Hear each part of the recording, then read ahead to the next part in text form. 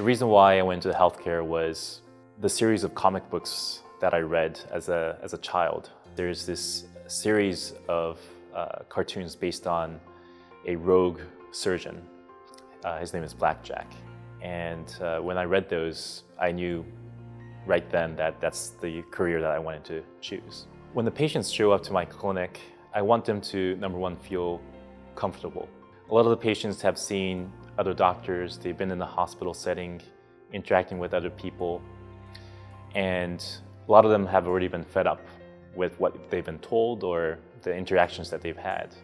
And the first thing I want to do is just to sit down with them, chat with them, and make them feel comfortable.